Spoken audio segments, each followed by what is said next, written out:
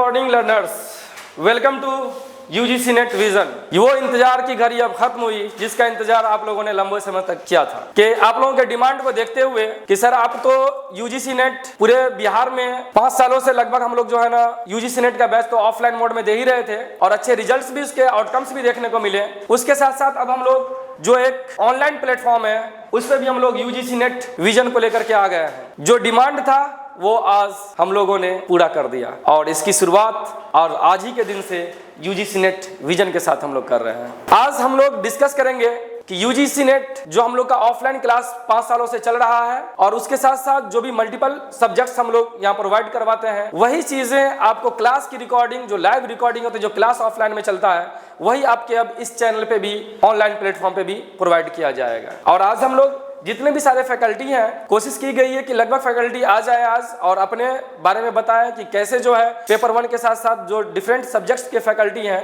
वो किस तरीके से तैयारी करवाएंगे, क्या स्ट्रेटजी होगी, इस पे जो है बात की जाएगी। तो उससे पहले मैं बता दूं कि यूजीसी नेट विजन स्पेशली जो यूजीसी नेट जेआरएफ सेट और जो अपकमिंग डे में आने वाले जो बेट है इसकी प्रिपरेशन के लिए खास तौर पे बनाया गया है। इसमें जो हमारा ये है कि जो फैकल्टी का जो टीम है वो सभी नेट जेआरएफ क्वालिफाई मिलेंगे आपको, एक्सपीरियंस होल्डर है और अपने सब्जेक्ट के एक्सपर्ट्स हैं, जिसमें कि मैं हूं मोहम्मद अवैस फैकल्टी, खास करके एजुकेशन पेपर 1 और साइकोलॉजी के सेक्शन को मैं देखता हूं। गुफरान सर है, ये भी पेपर 1 और एजुकेशन के सब्जेक्ट्स को देखते हैं। नाहिदा जमाल मैम है, ये जियोलॉजी और एजुकेशन और प्लस पेपर 1 देखती हैं।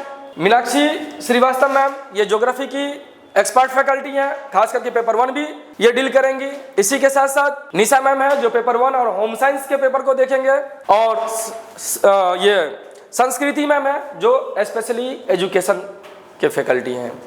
इसके साथ साथ रितेश रंजन सर है जो कॉमर्स के हैं, ये भी नेट जेआरएफ क्वालिफाई है, पीएचडी है और ये कॉमर्स के पेपर को देखेंगे। और जुनून सर है, ये भी कॉमर्स के फैकल्टी हैं, साथ साथ पेपर 1 भी ये पढ़ाएंगे। और उसके साथ साथ साइकोलॉजी की मैम है, ये जूही मैम साइकोलॉजी पढ़ाएंगी है, इनका क्वालिफिकेशन भी है, साइकोलॉजी से नेट है और एक्सपीरियंस भी है। तो मैं चाहूंगा कि इसके साथ साथ जो भी फैकल्टी हैं जैसे जुनून सर है, रितेश रंजन सर है, मीनाक्षी मैम है, एक एक करके आएंगे और अपनी स्ट्रेटजी के बारे में बताएंगे कि कैसे नेट जेआरएफ की तैयारी या बेट या सेट की तैयारी कराई जाती है। Meenakshi ma'am. Good morning every students. आशा करती हूँ कि आप सारे स्टूडेंट्स काफ़ी अच्छे होंगे और सबसे बड़ी खुशखबरी है कि हम सब आपके लिए ये ऑनलाइन सेशन लेकर आ चुके हैं यूजीसी नेट विजन के साथ। तो मैं जहाँ तक ओवैस सर ने हम सब के बारे में बता ही दिया है, मैं अपनी बात करूँ तो मेरा नाम मीनाक्षी श्रीवास्तव है। मैं ज्योग्राफी के साथ साथ पेपर 1 की भी क्लासेस लेती हूँ। मैं आप लोगों को कुछ प्रिपरेशन स्ट्रैटेजी के बारे में बताऊँगी कि किस तरीके से तैयारी करें, क्योंकि स्टूडेंट्स का ये होता है ना कि मैम पढ़ाई कैसे करें। पढ़ाई हम 8 से 10 घंटे की करते हैं लेकिन फिर भी हमारा रिजल्ट कहीं ना कहीं रुक जाता है। तो मैं कुछ चीज़ों पे बात करना चाहूँगी और आपको बताना चाहूँगी कि क्या क्या चीज़ें पढ़ें, क्या क्या चीज़ें ना पढ़ें और कैसे अपनी पढ़ाई करें। उससे पहले एक और इम्पॉर्टेंट चीज़ बता देती हूँ कि यूजीसी नेट के साथ साथ हम स्टेट एलिजिबिलिटी टेस्ट की भी तैयारी करवाते हैं। और बिहार के लिए एक इम्पॉर्टेंट चीज़ ये है कि आप सबको पता होगा कि बिहार काफ़ी वर्षों के बाद बेट लेकर आ रहा है। बेट के बारे में मैं थोड़ा सा बात करना चाहूँगी। बिहार के जो शिक्षा मंत्री हैं सुनील कुमार जी, उन्होंने कह दिया है कि फरवरी में इसके वैकेंसी आने की पूरी संभावना है। 4281 पदों पे बहाली होगी। तो हम सब नेट के साथ साथ आप सभी को बेट का भी प्रिपरेशन कराएंगे। तो मैं कुछ स्ट्रैटेजी पे बात कर लेती हूँ। मैं थोड़ा सा आपको पेपर 1 और ज्योग्राफी के रिगार्डिंग चीज़ें बता देना चाहती हूँ। चलिए बात करते हैं। अगर प्रिपरेशन स्ट्रैटेजी की बात करें तो मैं आपको सबसे इम्पॉर्टेंट चीज़ बता दूँ कि अगर आपने मास्टर्स कंप्लीट कर लिया है या मास्टर्स अपेयरिंग है, नेट की बात करेंगे तो आप मास्टर्स अपेयरिंग में भी एग्जामिनेशन को दे सकते हो। लेकिन जब स्टेट एलिजिबिलिटी टेस्ट की बात करेंगे बिहार की, तो उसके लिए मास्टर्स क्वालिफाई होना आपके लिए बहुत ज़रूरी है। आप मास्टर्स क्वालिफाइड होने चाहिए इसके लिए। स्पेशली क्या होता है ना कि बच्चे पेपर 1 को नहीं अच्छे से डील कर पाते हैं, उनको लगता है कि चलो ठीक है हमारा अपना पेपर अच्छा है तो वो क्वालिफाई कर सकते हैं। लेकिन मैं आपको बता दूं कि पेपर 1 को इग्नोर बिल्कुल भी ना करें। पेपर 1 आपका स्कोरिंग पेपर माना जाता है। पेपर 1 के कुछ इंपॉर्टेंस यूनिट्स हैं जिसको कवर अप करने की ज़रूरत है। पेपर 1 के जो कुछ इंपॉर्टेंट यूनिट्स हैं मैं थोड़ा सा आपको डिस्कस करके बता देती हूँ। पेपर 1 की बात करते हैं। पेपर 1 पेपर 1 आपका स्कोरिंग पेपर होता है, ये आपको जाननी ज़रूरी है। ये आपका स्कोरिंग पेपर है, इसमें कुछ इंपॉर्टेंट यूनिट्स हैं जिस पे आपको फोकस करने की ज़रूरत है, जिसमें आपका रिसर्च है, रिसर्च एप्टीट्यूड, फिर आपका teaching aptitude, EVS, environmental science की बात कर रही हूँ, हायर एजुकेशन, डीआई, उसके बाद आईसीटी, कम्युनिकेशन। ये कुछ इम्पॉर्टेंट यूनिट हैं जिस पे आपकी पकड़ होनी बहुत ज़रूरी है, इस पे आपकी पकड़ बहुत अच्छी होनी चाहिए। तो इस तरह के यूनिट्स को कवर अप करके भी आप एक अच्छा स्कोर कर सकते हैं।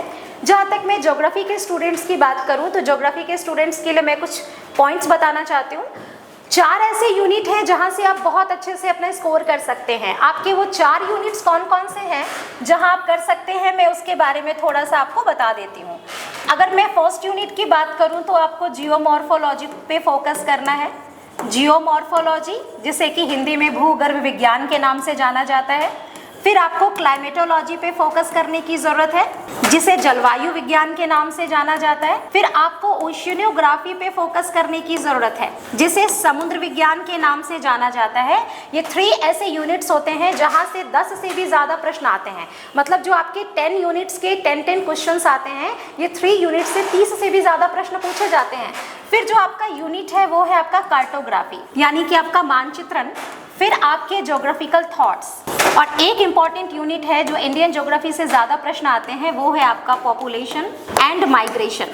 अगर इन सारे टॉपिक को आपने कवर अप कर लिया है तो नेट के साथ साथ आप जेआरएफ भी आसानी से स्कोर कर सकते हैं। स्ट्रैटेजी की जहाँ तक मैं बात करूँ तो रणनीति आप ऐसी बनाइए जहाँ पे आप अपने कॉन्सेप्ट पे ज़्यादा ध्यान दे सकें, क्योंकि 2019-20 के बाद जो हमारा पैटर्न बदला है, कम्प्लीटली जो क्वेश्चन का पैटर्न है वो कॉन्सेप्चुअल हो गया है। तो आपको अपनी रणनीति बनानी है कि फैक्ट को कॉन्सेप्ट के साथ कोरिलेट कैसे करें। पढ़ाई का जो आपका नज़रिया है वो, उसके बारे में मैं कुछ चीज़ें डिस्कस कर देना चाहती हूँ। आप अपने पढ़ाई का एक टाइम टेबल सेट कीजिए। एक टाइम आप ऐसा रखिए जिसमें कि आप बुक रीडिंग कर सके, क्योंकि बुक रीडिंग करना एक बहुत अच्छी आदत होती है। आप अपने फैक्ट्स को वहाँ से स्ट्रॉन्ग कर सकते हो। और फिर जो भी चीज़ें आपको हमारे द्वारा करवाई जाएगी वो मैं बिल्कुल 100% श्योरिटी के साथ कहती हूँ कि वहाँ से क्वेश्चंस आने की पूरी संभावनाएं रहेंगी। और दूसरी इंपॉर्टेंट चीज़ मैं बताना चाहती हूँ कि स्टूडेंट्स पढ़ तो लेते हैं बट PYQ को नहीं देख पाते, MCQ को सॉल्व नहीं कर पाते। ज़्यादा से ज़्यादा हर यूनिट को कंप्लीट करने के बाद आप MCQ पे फोकस करें और PYQ को ध्यान में रखें। 2020 से लेकर 2024 में जिस तरीके के प्रश्न पूछे गए हैं उनको ध्यान में रखें, क्योंकि वहाँ से आप 50% चीज़ों को आसानी से पढ़ सकते हो और उसी तरह की स्ट्रैटेजी बनाकर आप एग्जामिनेशन में दे सकते हो। तो इस चीज़ का आप हमेशा से याद रखिएगा कि PYQ आपके लिए बहुत बेनिफिशियल हो सकता है और हर यूनिट के साथ साथ MCQ पे भी ध्यान रखना बहुत ज़रूरी है। चलिए, मैं आशा करती हूँ कि सारे स्टूडेंट्स को मैंने जो बताया है आप समझ गए होंगे। इसके आगे के लिए मैं जुनून सर को इन्वाइट करना चाहूँगी कि वो आए और वो कॉमर्स के रिगार्डिंग कुछ स्ट्रैटेजी को आप सभी के बीच शेयर करें। Thank you so much. सभी ख्याल रखिएगा। Take care of yourself. Welcome to the class. आप सभी स्टूडेंट को यूजीसी नेट विजन में आप लोगों का स्वागत है। आज हम लोग डिस्कस करेंगे कि यूजीसी नेट का प्रिपरेशन स्ट्रेटजी हमारा क्या होगा। मैं अपने बारे में थोड़ा ब्रीफ कर दूं। मेरा नाम मोहम्मद जुनून आलम है और मैं कॉमर्स के पूरे यूनिट को कवर करूंगा। यूजीसी नेट के क्या स्ट्रेटजीज होंगे, हम लोग यूजीसी नेट जेआरएफ कैसे क्रैक करेंगे, हम लोग यूजीसी नेट ही नहीं बल्कि हम लोग बेट को भी कैसे क्रैक कर पाएंगे, साथ ही सारे स्टेट एलिजिबिलिटी टेस्ट को कैसे कवर करेंगे, इन सारी बातों पे आज हम लोग डिस्कस करेंगे। यूजीसी नेट का आज ये इंट्रोडक्टरी सेशन है, तो इसलिए इसमें मैं थोड़ा कहते हैं ब्रीफ में ही बात कर पाऊंगा, ज़्यादा डिटेल में नहीं जा पाऊंगा। लेकिन आने वाले फर्दर क्लासेस में क्या कहते हैं मैं इस पे पूरे एक सेशन लूंगा कि मैं आप लोगों को किस तरीके से एक बेहतर स्ट्रेटजी दे पाऊँ। इस पे पूरा डिटेल डिस्कशन होगा, आप लोग हमारे साथ जुड़े रहेंगे। यूजीसी नेट की अगर मैं बात करूँ किस तरीके से क्रैक किया जा सकता है, इसमें सबसे पहले चीज़ है कि हम लोग को पहले अपने सिलेबस को अच्छे तरीके से पहले समझ लेना होगा कि हमारे सिलेबस में क्या क्या है। तो कॉमर्स के अंदर 10 यूनिट है पेपर 2 में, जिसमें कि हर एक यूनिट को कवर करना कंपलसरी हो जाता है, क्योंकि 2020 से पहले की अगर मैं बात करूं वहां पे तो कॉन्सेप्ट से हट के मतलब कि डायरेक्ट क्वेश्चंस पूछे जाते थे। लेकिन 2020 के बाद आफ्टर कोविड पूरे कंसेप्चुअल क्वेश्चंस आ गए और हर एक यूनिट से लगभग 10 क्वेश्चंस पूछे जाते हैं। और मैं बता दूं कि यूजीसी नेट में कुछ ऐसे टॉपिक्स हैं, कुछ ऐसे यूनिट्स हैं जहां से डायरेक्ट क्वेश्चन पूछा जाता है और ये क्वेश्चन आप अगर थोड़ा सा भी मेहनत करते हैं तो वहां से आप डायरेक्टली 10 नंबर कवर कर सकते हैं। अगर मैं एग्जांपल लूं स्टैटिस्टिक्स की, अगर मैं एग्जांपल लूँ स्टैटिस्टिक्स की, यहाँ डायरेक्ट क्वेश्चन यहाँ से पूछे जाते हैं। अक्सर आप लोग देखे होंगे, अगर आप लोग PYQs बनाए होंगे, अगर आप में से कोई इससे पहले प्रिपरेशन कर रहे होंगे तो PYQs देखे होंगे, तो वहाँ से डायरेक्ट फार्मूला भी पूछ दिया जाता है। फार्मूला का अलग अलग रूप देके आपसे उनमें से बेहतर क्या कहते हैं, बेस्ट अल्टरनेटिव क्या है वो आपसे पूछ लिया जाता है। साथ ही साथ मैं देखूँ तो स्टैटिस्टिक्स के अंदर आपसे ज़्यादातर क्वेश्चन पूछा जाता है रिसर्च वाला पार्ट से। रिसर्च वाला पार्ट से भी काफ़ी सारे क्वेश्चंस यहाँ पे पूछे जाते हैं। रिसर्च में जैसे कि मैं एग्जांपल लूँ, क्या कहते हैं, नल हाइपोथेसिस क्या होता है, इससे आपसे काफ़ी हर बार हर एक क्या कहते हैं, हर एक एग्जाम में आपको 1 या 2 क्वेश्चन नल और अल्टरनेट हाइपोथेसिस से आपको देखने को मिलता है। और वहीं से फिर क्या कहते हैं, एक टॉपिक और यहाँ पे देखूँ, स्टैटिस्टिक्स का डायरेक्ट क्वेश्चन नल और अल्टरनेट हाइपोथेसिस से हमें देखने को मिलता है। साथ ही साथ हम लोग को रिसर्च के डायरेक्ट टाइप्स जो है वहाँ से भी डायरेक्ट क्वेश्चन हमें देखने को मिलता है। अगर मैं इसके अलावा और दूसरे यूनिट्स की बात करूँ, अगर मैं टैक्स की बात करूँ, टैक्स से भी डायरेक्ट क्वेश्चन बहुत सारे पूछे जाते हैं। टैक्स एक ऐसा सब्जेक्ट है जो कि स्कोरिंग सब्जेक्ट माना जाता है। अगर आप उस पर थोड़ा सा भी मेहनत करते हैं तो आप अच्छा खासा स्कोर कर सकते हैं। 10 आउट ऑफ 10 क्वेश्चंस को आप अचीव कर सकते हैं। स्टैटिस्टिक्स के साथ भी ऐसा ही है। अगर इसमें आप थोड़ा सा भी मेहनत कर लेते हैं, जो मैं स्ट्रेटेजी आप लोग के साथ शेयर करूंगा, अगर आप उस पर थोड़ा सा उसको साथ में लेके चलते हैं तो स्टैटिस्टिक्स में आप अच्छा स्कोर कर सकते हैं। इसके साथ ही फाइनेंस एक ऐसा चैप्टर है जो कि आप लोग 11-12 से ही पढ़ते आ रहे होंगे।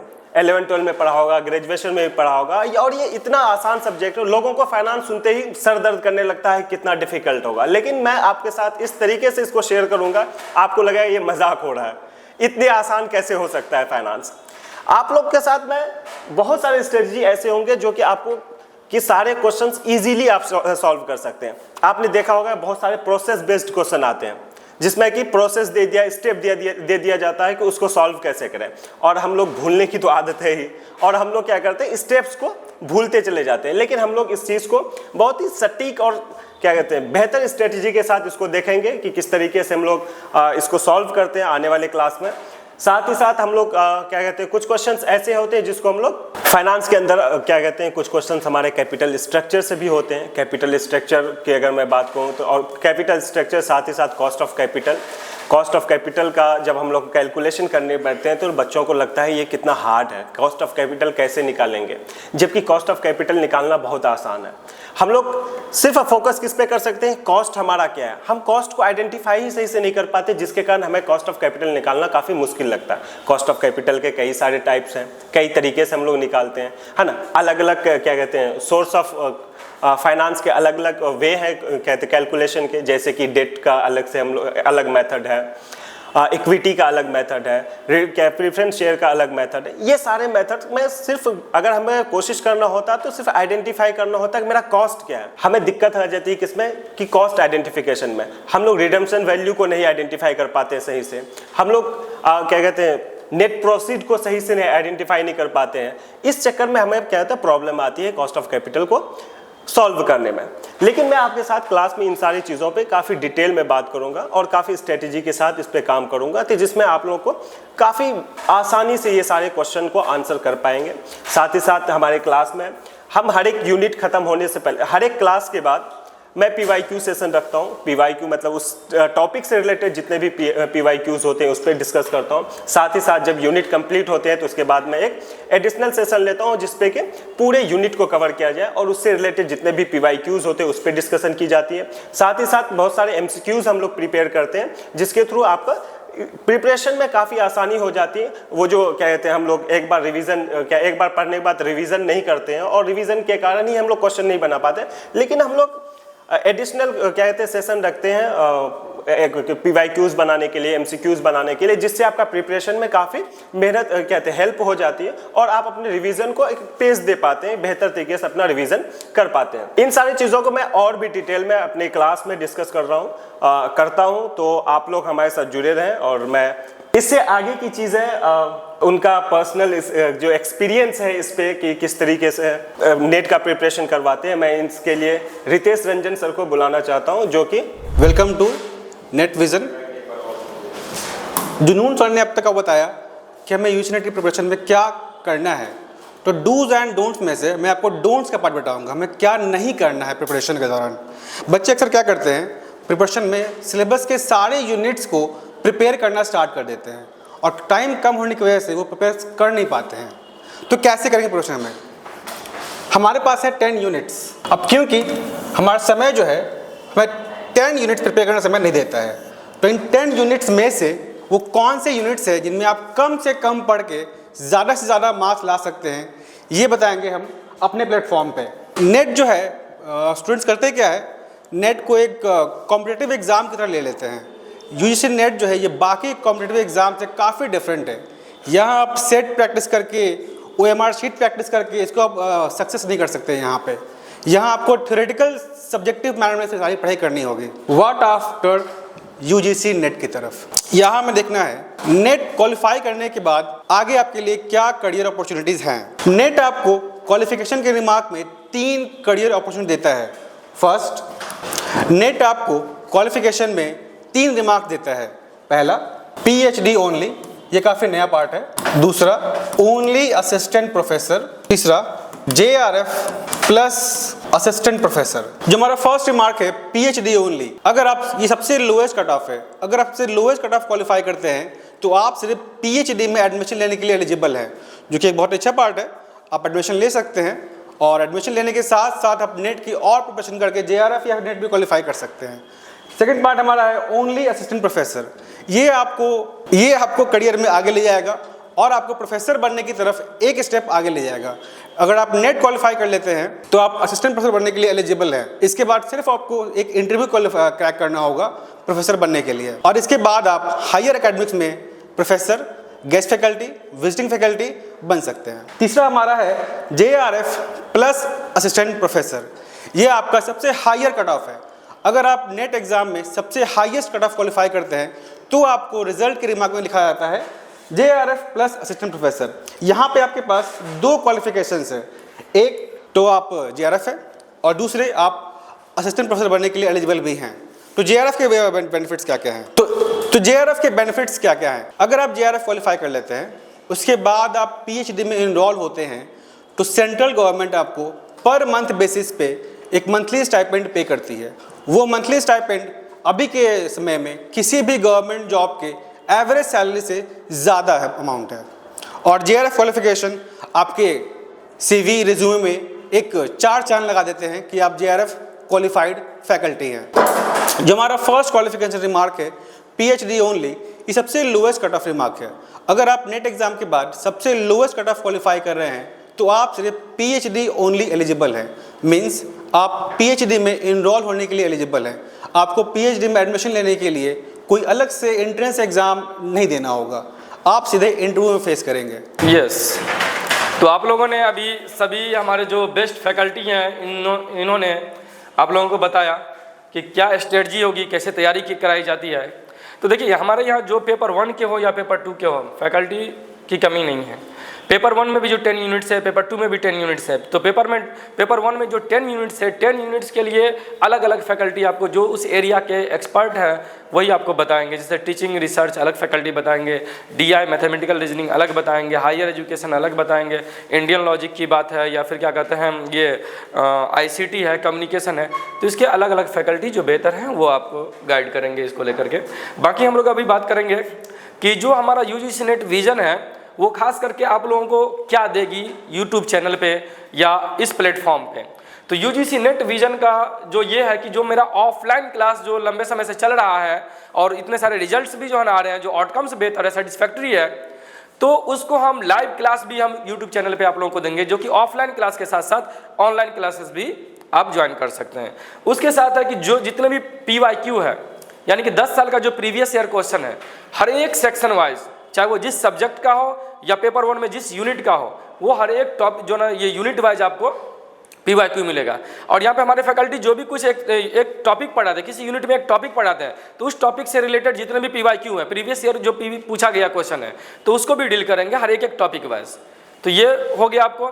फिर रिकॉर्डेड वीडियो भी मिलेंगे, लाइव क्लासेस मिलेंगे, डॉट सेशन होगा, PYQ के जो है ना क्या कहते हैं जो क्वेश्चन है वो मिलेंगे आप लोगों को। और इसके साथ साथ जो भी डाउट होगा उसके लिए हम अलग सेशन रखेंगे जिस पे कि आप अपने डाउट्स को पूछ सकते हैं और ये हमारे फैकल्टी आपको जो है ना जो भी हेल्प है वहाँ पर प्रोवाइड कर सकती है। इसी के साथ हम UGC नेट विजन की शुरुआत करते हैं आज, और होप कि आपकी तैयारी को ये 4 चांद लगाए और कुछ बेहतर करें आप लोग। और इसके रिगार्डिंग जो भी शेड्यूल होगा क्लास का वो आपको नोटिफिकेशन के माध्यम से मिल जाएगा और उस नोटिफिकेशन के अकॉर्डिंग आप अपने क्लास को ज्वाइन करेंगे। आपका जो सब्जेक्ट होगा या फिर जो कॉमन पेपर है उसका भी जो वीक में पर डे क्लास है तो उसके लिए भी शेड्यूल जारी किया जाएगा और हर एक सब्जेक्ट वाइड जो भी शेड्यूल है वो बताया जाएगा, तो उसके अकॉर्डिंग आप अपने क्लास को अटेंड कर सकते हैं। और उसके लिए ज़रूरी है कि आप इस चैनल को सब्सक्राइब कर लें ताकि जो भी नोटिफिकेशन है वो टाइम टू टाइम आप लोग को मिलता रहे और अपने क्लास को मिस ना करें और उसको शेयर भी करें, अपने दोस्तों तक जो है ना पहुँचाएँ। थैंक यू ऑल और hope your future will be bright. Thank you.